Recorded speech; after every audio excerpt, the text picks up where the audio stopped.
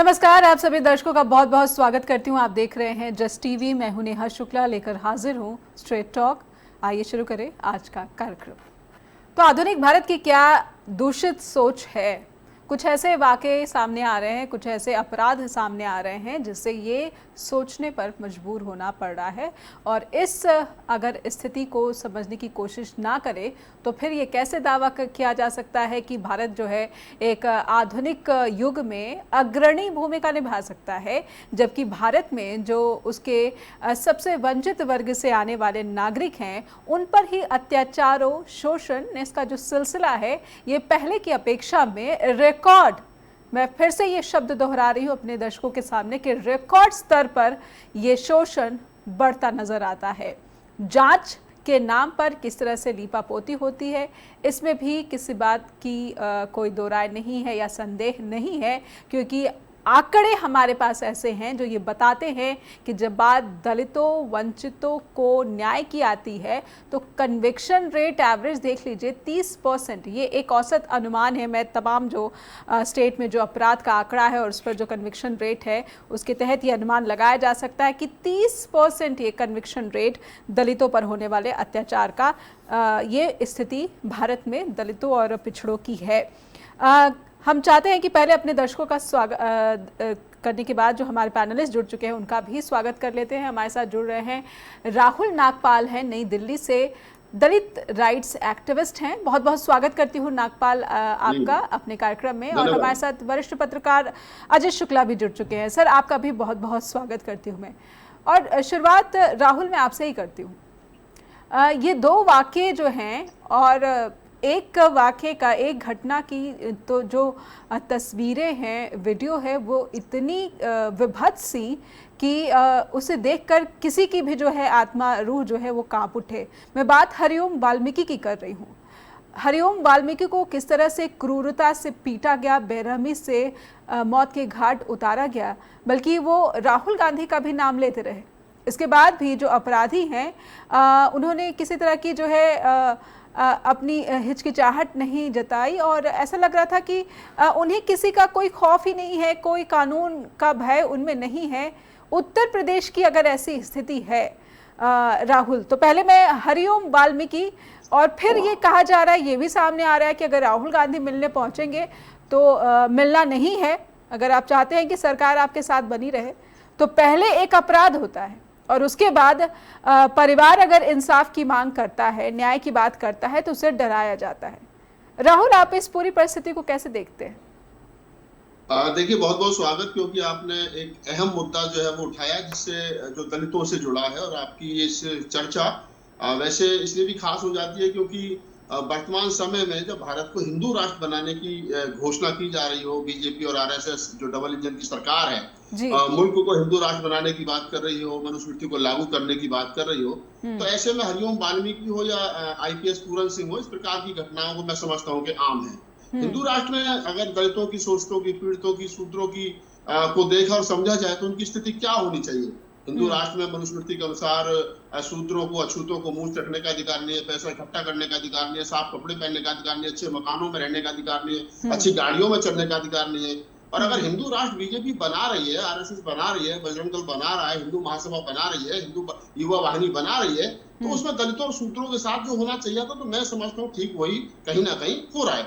तो ये घोषित हिंदू राष्ट्र है और घोषित हिंदू राष्ट्र में हरिओम वाल्मीकि के साथ जिस प्रकार उत्तर प्रदेश में हुआ और चंडीगढ़ में जिस प्रकार से सीनियर आईपीएस को सुसाइड करने के लिए मजबूर कर दिया, उनका जो सुसाइड नोट है वो बहुत सारी बातें कह रहा है और सरकार जो है वो सिस्टम जो है लीपापोती करने में जो है वो लगा है। तो ये दुर्भाग्य है। और जो लोग हिंदू राष्ट्र बनाने की कल्पना कर रहे हैं, जो लोग हिंदू राष्ट्र बनाने की पालकी ढो रहे हैं, मैं तो खासतौर से नेहा जी उन दलित नेताओं से बहुत ज्यादा नाराज हूँ जो दलित नेता इस पूरे हिंदू राष्ट्र में कहीं ना कहीं बीजेपी और आरएसएस के साथ हैं। चाहे वो चिराग पासवान है, जगदम्ब राम मांझी है, रामदास अठावले हैं, कुछ लोग खुलकर के साथ हैं और कुछ लोग बीएसपी के जो लोग हैं वो बुर्खा पहन करके कहीं ना कहीं आरएसएस और बीजेपी के साथ हैं। तो मैं ये स्पष्ट कह सकता हूँ कि दलितों की जो दुर्दशा मुल्क भर में है, संविधान को जो रोज कुचला जा रहा है, मनुस्मृति को लागू करने की कोशिश की जा रही है, दलितों के, शोषितों के, पीड़ितों के, पिछड़ों के साथ शोषण अत्याचार जो हो रहा है, और दलित नेता जो बीजेपी की सरकार बना करके और बीजेपी उन दलित नेताओं के कंधों पर चढ़ करके जो हिंदू राष्ट्र आ रहा है, और उनकी खामोशी ये बता रही है कि कम से कम ये डॉक्टर बी.आर. अम्बेडकर, बुद्धा, कबीर, नानक, रैदास का सपना ये तो नहीं था कि आजादी के 78 साल के बाद में दलितों की ये दुर्दशा हो। राहुल, क्या आप ये कहना चाह रहे हैं कि दलित समुदाय में इस वक्त पॉलिटिकल लीडरशिप क्राइसिस है? जी बिल्कुल नेहा जी, मैं आपकी बात का समर्थन करता हूँ। मैं कहीं ना कहीं यही कहना चाह रहा हूँ कि जिस समाज की लीडरशिप कमजोर हो जाती है, वो कहीं ना कहीं, देखिए मैं एक बात और आप इसी बात में जोड़ देता हूँ कि दलित नेता फिलहाल अपने आप को बचाने में लगे। वो अपने पैसे को, भाई को, भतीजे को, परिवार को, जो अकूत संपत्ति उन्होंने कमा ली है, अब उसको बचाने में लगे। उनका समाज से कोई लेना देना है नहीं। समाज उन्होंने मरने के लिए रोड पर छोड़ दिया है, और समाज जो है वो सामाजिक संगठनों के भरोसे, हमारे जैसे एक्टिविस्टों के भरोसे धीरे धीरे करके आगे बढ़ रहा है, अपने की लड़ाई लड़ रहा है। जब भी कोई प्रोटेस्ट दलितों के शोषण अत्याचार पर होता है तो उसमें कोई नेता शामिल नहीं होता है। तो मैं कहीं ना कहीं यही कहने की कोशिश कर रहा हूं कि अभी आप देख लीजिए, मैं एक मोटा सा उदाहरण आपके सामने देता हूं नेहा जी, आपको बड़ी सीनियर पत्रकार है, आप बेहतर समझ पाएंगे, और साथ ही हमारे जो पैनलिस्ट है वो बेहतर समझ पाएंगे कि उत्तर प्रदेश में काशीराम जी के परिनिर्वाण दिवस के उपलक्ष्य में एक विशाल जो रैली बहुजन समाज पार्टी की होती है, और उस विशाल रैली में दलितों की बेरोजगारी के मुद्दे गायब है, शोषण अत्याचार के मुद्दे गायब है, शिक्षक भर्ती घोटाला के मुद्दा गायब है, पुलिस भर्ती घोटाला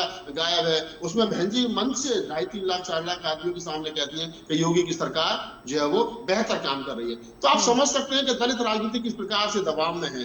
हरिओम पवार, क्या नाम, हरिओम वाल्मीकि का मुद्दा गायब है, सीजीआई पर जूता फेंका जा रहा है, वो मुद्दा नहीं है, पूरन कुमार को सुसाइड करने के लिए मजबूर किया जा रहा है, वो मुद्दा ही नहीं है। तो कहीं ना कहीं दलित नेता जो वो अपने आप को बचाने में लगे, और इसीलिए कहीं ना कहीं आरएसएस और बीजेपी की जो सरकार है, और जो इनके सारे पर दूसरी ताकतें जो कहीं ना कहीं अब दम भर रही हैं, वो तो आप बिल्कुल आप जैसे राहुल जी, आप आरएसएस और बीजेपी का नाम ले रहे हैं, तो आप ये कहेंगे कि आरएसएस दुश्मन लग रही है इस वक्त दलितों की?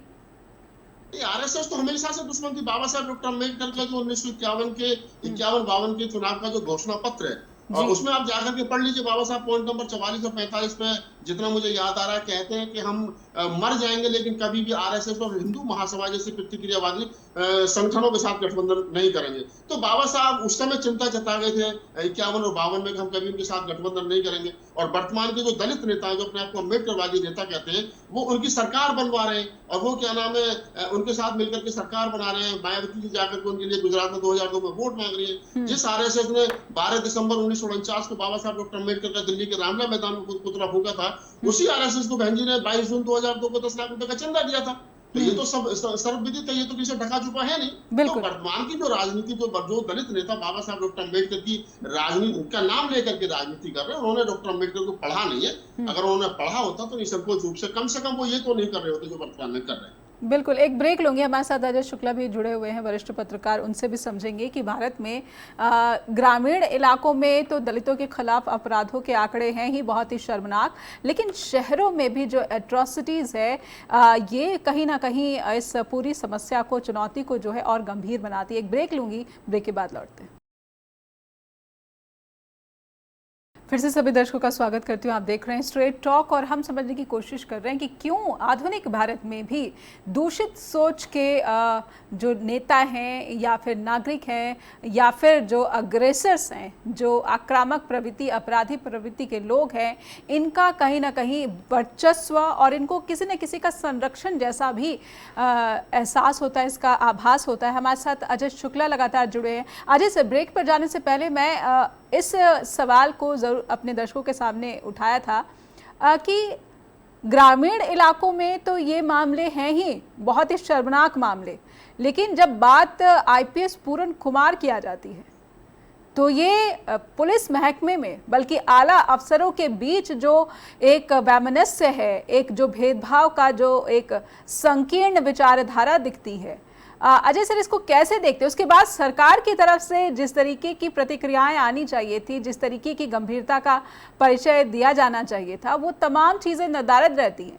लेकिन एक बात है कि चिराग पासवान पहुंच गए चंडीगढ़, राहुल गांधी के बाद ही सही।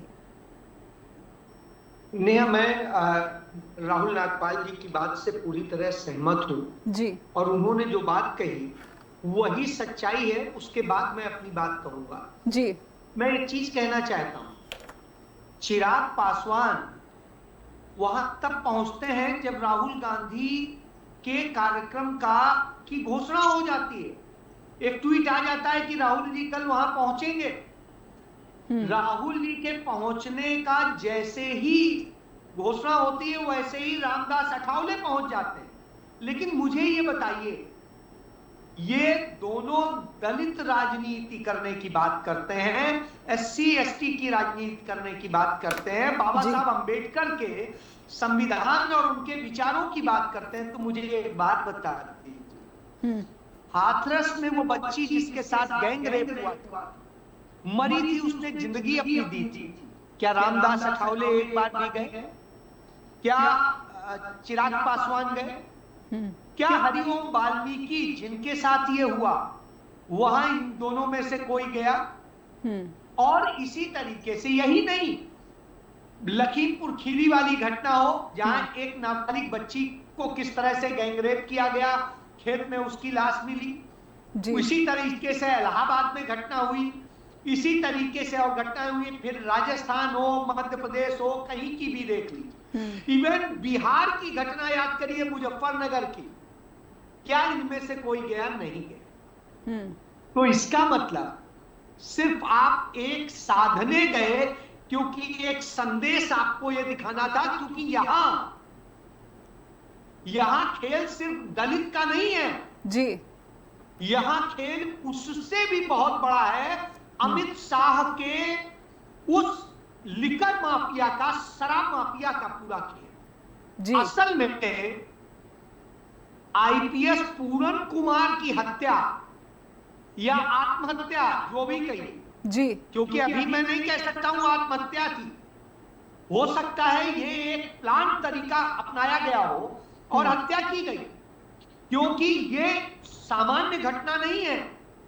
आप देखिए, जिस लिकर माफिया को बचाने के नाम पे पूरन कुमार मर गए जी, उनके मरने के बाद राहुल गांधी भी हो, उसके बाद में अचानक एक ASI का वीडियो आता है, सुसाइड नोट आता है, वो अपने घर पे आत्महत्या नहीं करता जी, वो अपने ऑफिस में आत्महत्या नहीं करता, वो अपने घर और ऑफिस के आसपास आत्महत्या नहीं करता, वो आत्महत्या करने के लिए सारा सामान लेके जाता है एक सुनसान खेत में बने एक ट्यूबवेल पे, वहां आत्महत्या करता।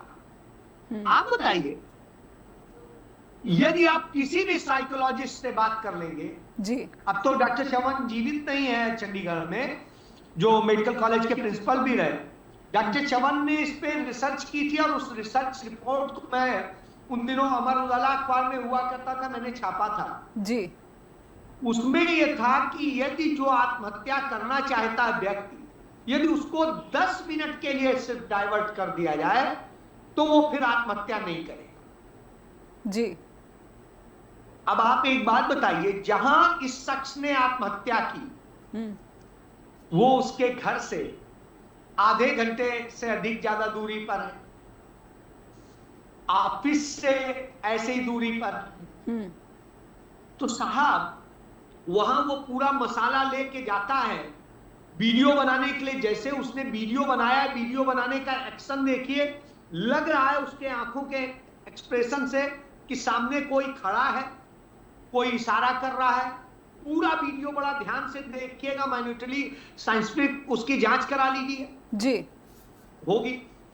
अब आपको फिर देखिए, सुसाइड नोट का जो चौथा पेज है उस पे लास्ट पेज पे सिग्नेचर नहीं है और वहां से वो पार्ट ही कुछ गायब सा दिखाई देता है, सेंटेंस भी पूरा नहीं। अब देखिए, वो जब आत्महत्या कर रहा है, पहली बात वो डायरेक्ट कभी भी ADGP पूरन कुमार के अंडर रहा नहीं, नंबर 1। कभी भी वो ना तो पूरन कुमार के किसी भी केस में इन्वेस्टिगेटिंग ऑफिसर था जी। नंबर 2, वो शख्स साइबर क्राइम में पोस्टेड था। साइबर क्राइम से संबंधित मामलों को देखती है, अन्य कोई मामला नहीं देखती। तीसरा ये कि वो व्यक्ति जब आत्महत्या करता है, पूरन कुमार के मरे हुए 8 दिन हो चुके होते हैं।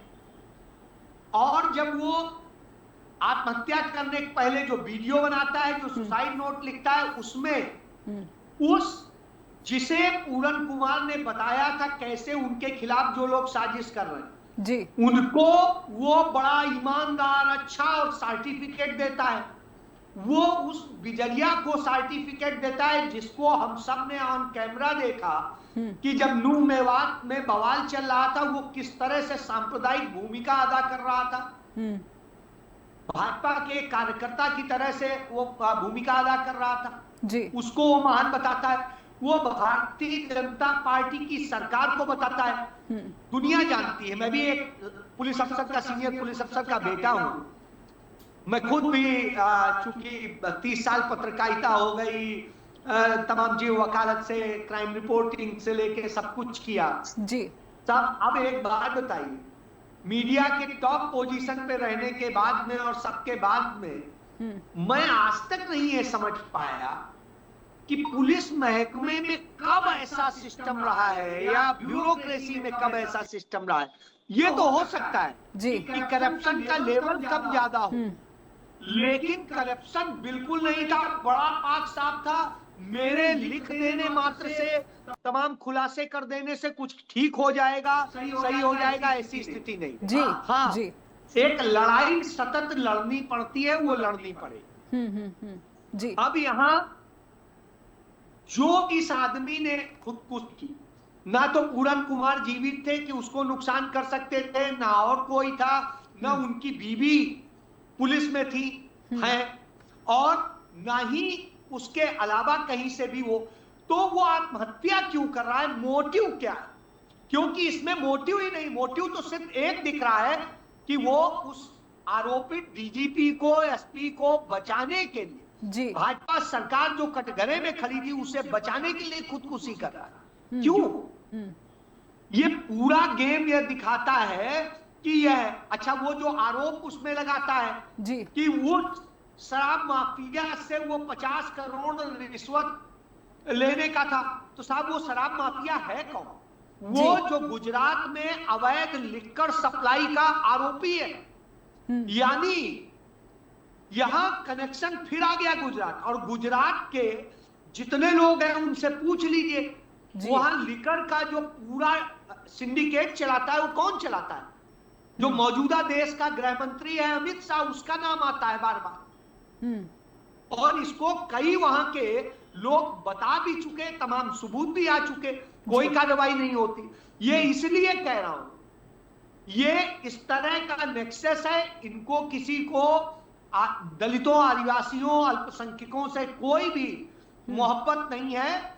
ये असल में उस नेक्सस का पार्ट है, और जब उसके कोई खिलाफ आता है तो उसके खिलाफ कभी आय से अधिक संपत्ति का मामला, कभी कुछ दर्ज करके इतना परेशान किया जाता है, मेंटली डिस्टर्ब किया जाता है कि वो खुदकुशी कर ले या उसे मार दिया जाए या कुछ और कर दिया जाए तो जस्टिफाई हो जाए।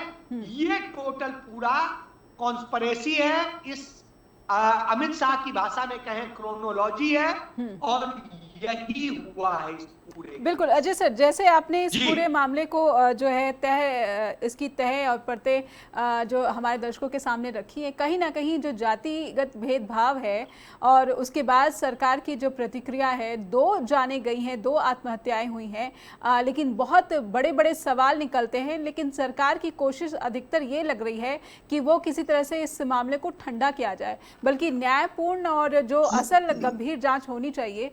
इस तरह का कोई डीजीपी हटा दिए गए, नए जो है डीजीपी की एंट्री हो गई, लेकिन वो किस तरीके से जांच कर रहे हैं इसका कुछ भी जो है खुलासा या फिर इस जांच पर पारदर्शिता अभी तक सामने नहीं आ सके। एक ब्रेक लूंगी मैं, ब्रेक के बाद कुछ सवाल बने हुए हैं कि बात जब दलितों को न्याय की आती है तो पूरा का पूरा जो मसला है वो क्यों पेचीदा बनाता हुआ या फिर बनाया जाता हुआ नजर आता है। एक ब्रेक के बाद लौटते हैं।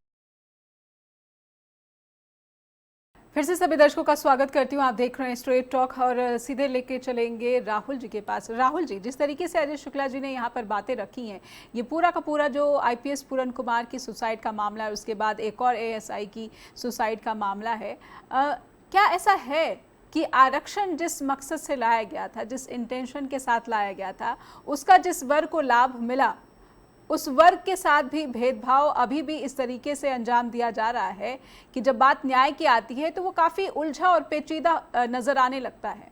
क्या आपको लगता है कि इस मामले में भी कोई न्याय मिल सकेगा? डीजीपी हटाए जा चुके हैं, एक बड़ा कह सकते हैं कि एक बहुत बड़ा जो है फैसला हुआ है मुख्यमंत्री की तरफ से, और खुद एनडीए के दल जिस तरीके से सक्रिय हुए हैं। राहुल जी, आपको क्या लगता है, न्याय होगा? नेहा जी, देखिए, आपका सवाल जो है बड़ा गंभीर है, तो मैं सोच रहा हूँ कि उसका जवाब इतनी गंभीरता से दिया जाए जी। सबसे पहले तो मैं अजय शुक्ला जो हमारे साथी हैं उनका धन्यवाद इस बात तक करना चाहता हूँ कि जिस प्रकार से, जितनी बारीकियों से उन्होंने इंस्पेक्टर की हत्या का जो उसने सुसाइड किया है उसको बताया कि वो सुसाइड नहीं, कहीं ना कहीं दबाव दे करके उसे काम जो है वो करवाया गया, और उसको जोड़ा जा रहा है पूरन कुमार के साथ में, कहीं ना कहीं उनके करप्शन से जोड़ा जा रहा है। जी हाँ, उससे ध्यान हटाने के लिए या उसको क्रॉस करने की बहुत सारी बातें उसमें हो सकती है, वो क्या नाम है, कहीं ना कहीं जांच का विषय है। लेकिन मैं एक बात जरूर कहूंगा, जो आपने कहा, देखिए, दलित कितना भी बड़ी पोस्ट पे चला जाए, वो राष्ट्रपति भी बन जाए, रामनाथ कोविंद साहब राष्ट्रपति थे तो उनको सीढ़ियों पर बैठ करके पूजा करनी पड़ी। वर्तमान की जो आदिवासी महिला राष्ट्रपति है, इनको गौरव गृह में नहीं जाने दिया गया, आपने पिछले दिनों देखा, बड़ा शोर शराबा हुआ, सीजीआई पर जूता फेंका जा रहा है, पूरन कुमार को सुसाइड करने के लिए मजबूर किया जा रहा है। मैं तो उसको रोहित वेमुला की तरह कहूंगा कि हत्या है, वो मतलब एक षड्यंत्र कहते हैं, हत्या है। तो ये कहना कि भाई दलित किसी भी पोस्ट पर चला जाए, वो जो मनुवादी व्यवस्था के लोग हैं, जो जातिवादी जातंकवादी लोग हैं, जो जाति के आधार पर अपने आप को पैदा होते ही श्रेष्ठ समझ लेते हैं, क्योंकि दिमाग में आज भी गैर बराबरी बरी है, संविधान को नहीं मान रहे हैं, वो कहीं ना कहीं उनके मन मस्तिष्क में ही रहता है, अरे ये लोग वही थे जो हमारे सामने जूते उठा कर चलते थे, ये वही लोग हैं जिसका दादा मेरे यहाँ बंधुआ मजदूर हुआ करता था, अरे ये तो क्या नाम है, गाँव में दक्षिण साइड में बसने वाले वो लोग हैं, हमारे का मांस खाने वाले लोग हैं, इनके तो गले में हांडी और पीछे झाड़ू लटका रहती थी। बाबा साहब डॉक्टर अम्बेडकर के दिए हुए अथक प्रयासों के लिए आप बात दिए गए आरक्षण की वजह से जो मुट्ठी भर लोग ऊपर पहुंचे हैं, उनको भी बार बार ये सिस्टम ये एहसास कराता है कि आप कितने भी बड़े पोस्ट पर चले जाइए संविधान की वजह से, लेकिन आप हमारी नजर में, हमारे दृष्टिकोण में वही हैं आज भी जो हमारा सिस्टम हमें कहता है। सीजीआई जब ऊपर जूता फेंकने के बाद में जो जूता फेंकने वाला आदमी वो व्यक्ति ये कहता है कि मेरे सपने में भगवान आए, एक अलौकिक शक्ति आई, उसने कहा कि तू ये कर दे,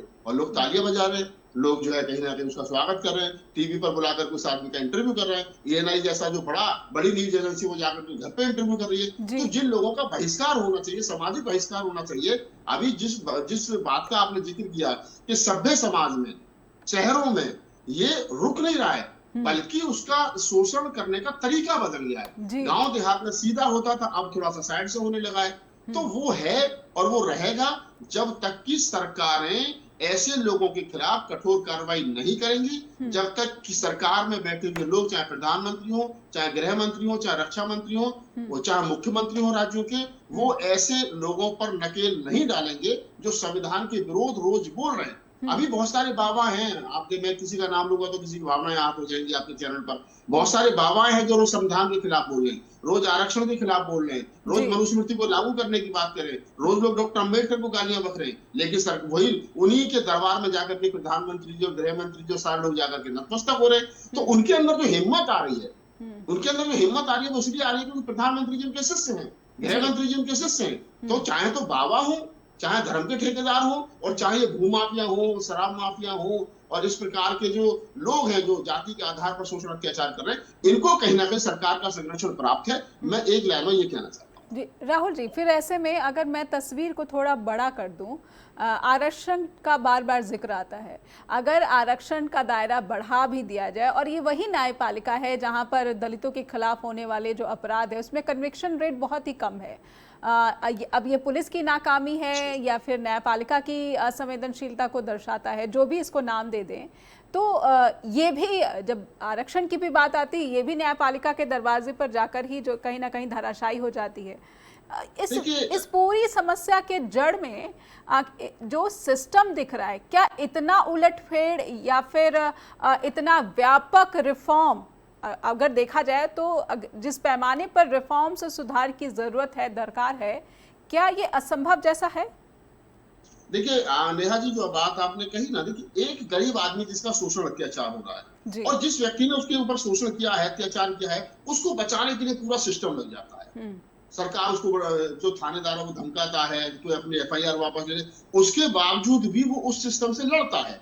और लड़ने के बाद में बड़ा मुश्किल को कोर्ट तक पहुंचता है, उसको धमकी दी जाती है, उसकी बहन बेटियों को उठाने की बात की जाती है, उसको हुक्का पानी गांव देहात में बंद कर दिया जाता है, उसको रस्तों से निकलना बंद कर दिया जाता है, उसको इतना प्रताड़ित किया जाता है कि वो न्याय की चक्की में चलते चलते इतना पिच जाता है कि वो जाते जाते न्याय मांगते मांगते टूट जाता है। गवाहों को डराया धमकाया जाता है।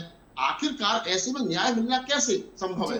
तो सरकारों को चाहिए कि जब जब दलितों पर, पिछड़ों पर, गरीबों पर, गरीब कोई किसी भी जाति को, मैं ये भी कहता हूँ, वो ब्राह्मण हो, क्षत्रिय हो, वैश्य हो, शूद्र हो, अछूत हो, राजपूत हो, कोई भी गरीब की कोई जाति नहीं है। गरीब, अछूत, शूद्र जो भी है, जब जब उनके साथ में शोषण अत्याचार हो तो सरकार को चाहिए कि सरकार पीड़ित पक्ष के साथ खड़ी हो, और अदालतों को चाहिए कि वो ज्यादा उसमें, अदालतों को भी पता होता है कि ये मामला असली है, नकली है, झूठा है, सच्चा है, गवाहों को किस प्रकार से डराया धमकाया जा रहा है। तो अदालतों को भी चाहिए कि थोड़ा सा वो कहीं ना कहीं ऐसा रुख अपनाए कि जो पीड़ित है उसको लगे कि वो न्याय मांगने आए, तो अदालत उसके साथ में हिटलर जैसा व्यवहार नहीं करे, उसको न्याय देने के लिए कहीं ना कहीं उदार है।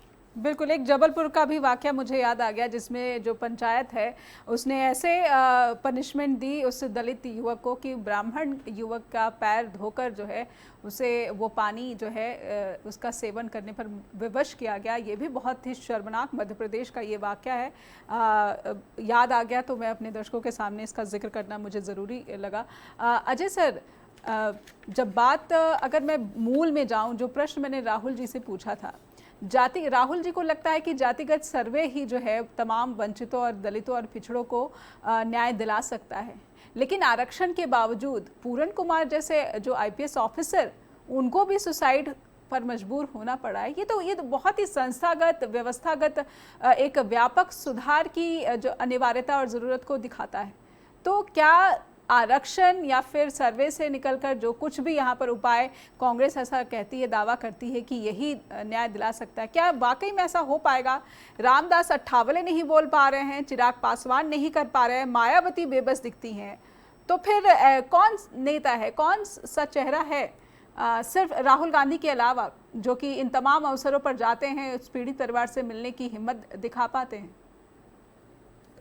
देखिए, ये निश्चित रूप से बड़ा सवाल है, लेकिन मैं इतना कहूंगा कि आज हमारे लिए एक मतलब सुखद स्थिति है, कम से कम एक नेता तो ऐसा है दलितों, पिछड़ों, आदिवासियों, अल्पसंख्यकों की आवाज बन रहा है, उनके दर्द में उनका साझीदार बन रहा है, उनके साथ खड़ा हो। वो सिर्फ एक राज्य में नहीं, सिर्फ चुनावी कारण से नहीं, डिफरेंट प्लेसेस पर जा रहा है। ये नहीं कि आज चुनाव है तो कहीं चला जाए, ऐसा नहीं। तो यह एक अंतर कम से कम बाकी में और राहुल गांधी में नजर आता है। राहुल गांधी इस कारण से एक उम्मीद तो दिखाई दे, लेकिन अकेले एक राहुल गांधी इतनी बड़ी समस्या का, जो समस्या आज की नहीं है, सदियों की जी, और मैं इससे सहमत हूं कि जो सदियों से एक अन्याय हुआ है, उस अन्याय का एक कहीं ना कहीं जवाब मिलना चाहिए था। एक सकारात्मक उतना नहीं मिला। मैं ये भी नहीं कहूंगा कि प्रयास नहीं हुए जी, तमाम समुदायों से तमाम अच्छे लोग निकले।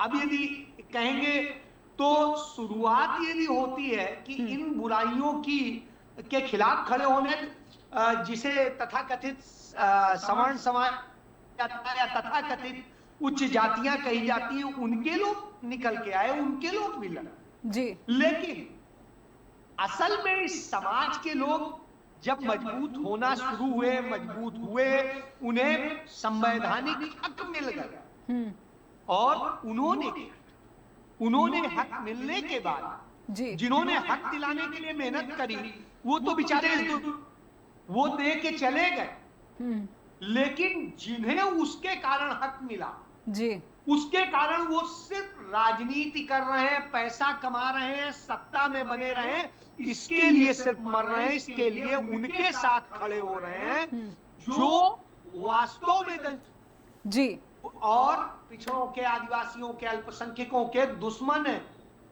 यह दुर्भाग्य, और यह दुर्भाग्य का ही नतीजा है आइए, जैसा कहा, बहुत सही बात कही कि ये एक संदेश है, तुम चाहे जितने बड़े पद पे पहुंच जाओ, हम तुम्हें जूता भी मारेंगे, हम तुम्हें आत्महत्या करने के लिए मजबूर भी करेंगे और हम तुम्हारे साथ तुम्हारी हत्या भी करेंगे। गांधी ने बिल्कुल सही कहा था कि जो उन्होंने कहा कि ये कायरों की विचार को कमजोरों पर हमला करती है, लिंचिंग करती जी, जी। और मजबूत और ताकतवर को देखती है तो झुक जाती है, सिर झुका देती है।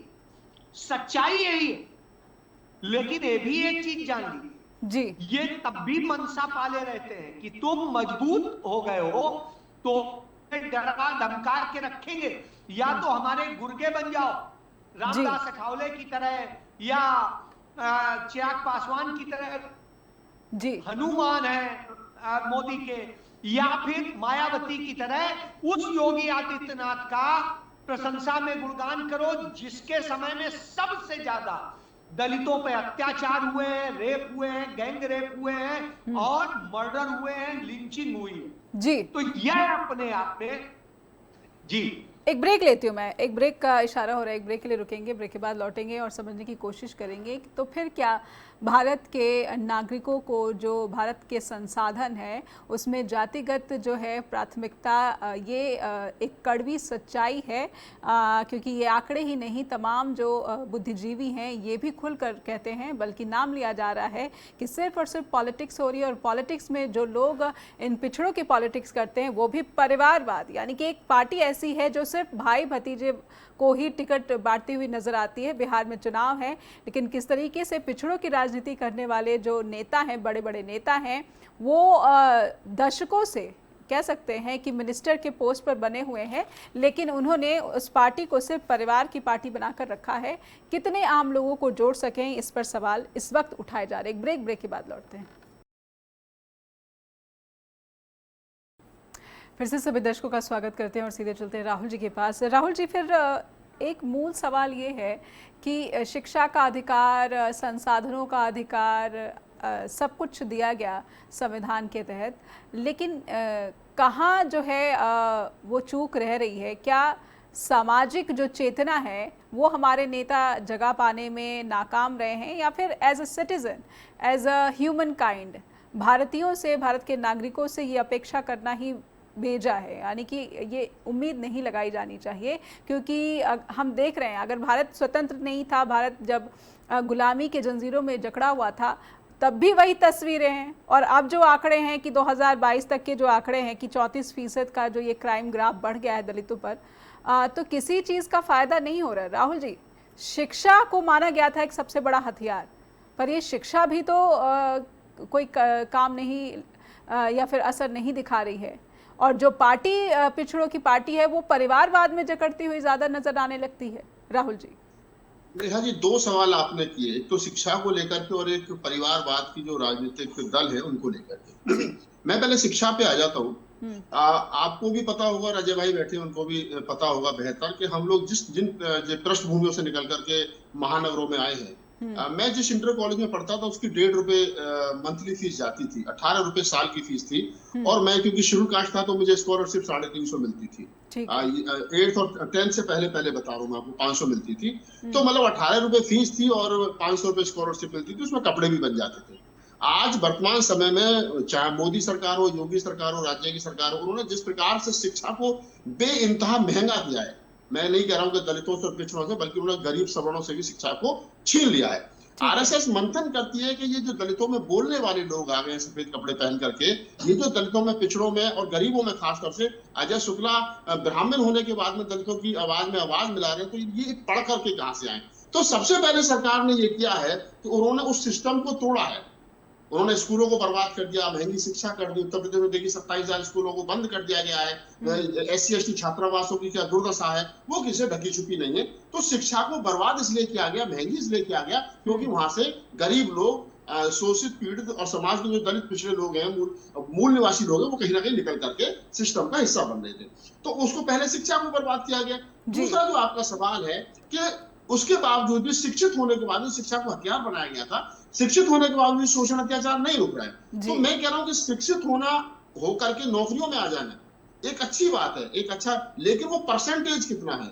नौकरियों में, बड़ी नौकरियों में बैठे जो लोग हैं उनमें देने वाले कितने हैं? शेड्यूल कास्ट के लोग कितने हैं? भारत सरकार में सचिव कितने हैं? निजी राज्य सरकारों में जो अच्छे मंत्रालय वो दलितों के पास कितने हैं? आप देख लीजिए, मैं समझता हूं जितना कि एक ऐसा मंत्रालय है भारत में, चाहे तो राज्यों में हो चाहे केंद्र की सरकार में हो, सोशल वेलफेयर, ये दलितों को दे दो। भाई क्यों दे दो? क्यों दे दो? हमको दूसरे भी दो। बाबू जगजीवन राम इस देश में रक्षा मंत्री हो सकते हैं, रेल मंत्री हो सकते हैं, रामविलास पासवान हो सकते हैं, तो और क्यों नहीं हो सकते? और भी हो सकते हैं। लेकिन वो तमाम जो, जहां से कुछ मिलना है, जहां से कुछ होना है, उन सारे मंत्रालयों को उन्हीं लोगों को देना चाहते हैं जो लोग उनकी खास हैं। तीसरा सवाल ये जो आपने उठाया है कि जो पिछड़ों की पार्टियां थी उनमें भी कहीं ना कहीं जब वो परिवारवाद हावी, तो मैं आपकी बात से 101% सहमत हूँ। उत्तर प्रदेश में अखिलेश यादव जी की पार्टी है, समाजवादी पार्टी, उनमें 5 यादव सांसद हैं और 5 के 5 उनके परिवार के, कोई बाहर का यादव भी नहीं है। और जो पीडीए का नारा वो दे रहे हैं, तो आप जरा उत्तर प्रदेश की तरफ ध्यान करिए, तो जो उत्तर प्रदेश का जो सदन है, जो विधानसभा है, विधानसभा में जो नेता प्रतिपक्ष है वो कौन है? वो शुक्ला जी हैं, मिश्रा जी हैं, पांडे जी हैं, दुबे जी हैं। तो ये कहना कि हम पीडीए के साथ हैं और असल में हम किसके साथ हैं, ये भी देखने वाली बात है। अखिलेश यादव जी का बंगला धोया गया, अखिलेश यादव जी को टोटी चोर कहा गया, लालू यादव जी को चारा चोर बताया गया। उसके बाद भी जो सिस्टम उनको टोटी चोर और चारा चोर बता रहा है, जो उनके बंगले को धो रहा है, उस सिस्टम से उनका मोह भंग नहीं हो रहा है। इसका मतलब गाए बगाए ये सारे जो नेता हैं उन्हीं ताकतों को मजबूत कर रहे हैं जिन ताकतों के हाथ में एससी, एसटी, ओबीसी गरीबों के पीठ पर लाठी मारने की ताकत आ रही है। और उस लाठी के पीछे कहीं ना कहीं एससी, एसटी, ओबीसी के जो नेता हैं वो बड़ी ताकत में खड़े। अन्यथा मैं समझता हूं कि 1984 में जिस राजनीतिक दल के पास मात्र 2 लोकसभा सीट हुआ करती थी और आज वो प्रचंड बहुमत की सीट, क्या नाम है, 400 पार का नारा देते हैं, 400 पार तो संविधान बदल देंगे, तो ये ताकत जो उनके पीछे आई है, इस ताकत में कहीं ना कहीं एससी, एसटी, ओबीसी के नेता जो लोहिया और अम्बेडकर की बात करते हैं उनका बड़ा योगदान है। बिल्कुल। अजय सर, आपकी भी टिप्पणी लेना चाहती हूँ। समाजवादी पार्टी का भी जिक्र आया, चिराग पासवान की पार्टी का भी जिक्र आया, लालू यादव की भी पार्टी का जिक्र आया, नीतीश कुमार की भी पार्टी का जिक्र कर देते हैं। कहीं ना कहीं जिन पिछड़ों की और वंचितों की राजनीति करते आए ये तमाम चेहरे जो हैं, जिस मकसद से इन्होंने जो कुछ भी हासिल किया उसका जो है जो विस्तार या फिर जो दायरा बढ़ाना चाहिए था वो नहीं किया जा सका है। सब खुद के ही फायदे में लगे रहे। तो फिर क्या भारत को दलित समुदाय से किसी जननायक ही जो है इस समस्या से निजात दिला सकता है? और वो तो ऐसा लग रहा है कि मौजूदा पीढ़ी में कौन है फिर? देखिए, मैं वैसे तो कमेंट नहीं करना चाहता था कि क्योंकि जी, लेकिन ये सच्चाई है। आप देखिए, इससे हम कैसे इनकार करें कि रामविलास पासवान हुए तो उन्होंने अपने बेटे को दे दिया, अपने भाई को दे दिया, अपने इनको दे दिया, उनको दे दिया, बीबी को दे दिया, ये कर दिया। ऐसे इसी तरीके से आप देख लीजिए, लालू के यहाँ धीरे धीरे वही स्थिति आई। अखिलेश यादव के यहाँ वही स्थिति आई, चाहे शिवपाल हो, चाहे और हो, दूसरे भाई हो, भतीजे हो, बेटे हो, ये है ये। कुल मिला के जो परिवार, और लेकिन जब हम इनकी बात करते हैं तो भाजपा में भी इससे अलग नहीं है। जी, जी। भाजपा में भी वही स्थिति है, वही परिवार, वही वो। मैं इसके खिलाफ भी नहीं हूं, चलिए, लेकिन मेरा इतना मानना है कि आप भी, यदि वो संघर्ष कर रहा है, समाज के लिए लड़ रहा है, तो स्वाभाविक सी बात है दूसरा जो व्यक्ति आएगा उससे ज्यादा वो समझ रखता है, क्योंकि बचपन वो देखता आ रहा है, तो शायद वो ज्यादा समझ रखता है। दीजिए, ठीक है जी। लेकिन उसके साथ साथ उस समाज को जिसकी आप राजनीति कर रहे हैं उसको भी तो हक दीजिए। आप देखिए, तो जब यह देखेंगे तो इस मामले में यदि कोई दिखेगा तो आज इस मामले में राहुल गांधी नजर आते हैं। राहुल गांधी को जब कांग्रेस मिली तो 44 सीट की कांग्रेस मिली थी जी। राहुल गांधी ने लड़ के, पैदल चल के, सब कुछ करके जो तपस्या करी, उस वर्ग समुदाय का एक विश्वास जीतने का काम किया, उन समुदाय के लोगों को धीरे धीरे आगे लाने का काम किया, उसके लिए अपनी पार्टी में भी लड़े और लड़ के आज लेख हर समय दिख रहे हैं। और नहीं, नेहा इसमें सबसे बड़ी बात है, उन्होंने तमाम उच्च जातियों को मजबूर कर दिया, दलितों, पिछड़ों, आदिवासियों, अल्पसंख्यकों की बात करो। ये बहुत बड़ी क्रांति है, और यह क्रांति करके यदि किसी ने दी है आज के दौर में, तो वो इकलौता लीडर है, उसका नाम राहुल। बिल्कुल आपने सही बात कही कि कम से कम बातचीत तो हो रही है, कम से कम आवाज को मजबूती तो देने का काम राहुल गांधी कर रहे हैं। मौजूदा वक्त में तो कोई भी ऐसा नेता जो दलितों पिछड़ों की राजनीति करता है वो उस आवाज को मजबूत देता हुआ नजर नहीं आता है, चाहे वो कोई भी बड़े बड़े चेहरे क्यों ना, मंत्री पद पर विराजमान क्यों ना हो, विपक्ष के नेता क्यों ना हो। लेकिन अगर बात आती है, अखिलेश यादव कब गए हरिओम वाल्मीकि से मिलने, अगर गए हैं और किस मजबूती से, या फिर आ जाता है कि मीडिया ने उनको जो है इतना दिखाया नहीं और ये खबर कहीं ना कहीं दबा दी जाती है। ये भी एक समस्या वर्तमान भारत की है। इसीलिए कह सकते हैं कि अपराध लगातार बढ़ रहे हैं, क्योंकि अपराधियों में किसी किस्म का खौफ नहीं रह गया। बहुत बहुत धन्यवाद करना चाहती हूँ अजय सर, आपका भी, राहुल जी आपका भी बहुत बहुत आभार, आपने वक्त दिया स्ट्रेट टॉक के प्लेटफॉर्म से जुड़े। हमारे दर्शकों से अपील करती हूँ कि आपका भारत की ये जो स्थिति है इस पर क्या सोचना है, आप क्या विचार रखते हैं, हम तक पहुंचाएं, लिखकर ईमेल भेजें info@justbroadcasting.com या फिर neha@justbroadcasting.com पर भी ईमेल पहुंचा सकते हैं। नमस्कार।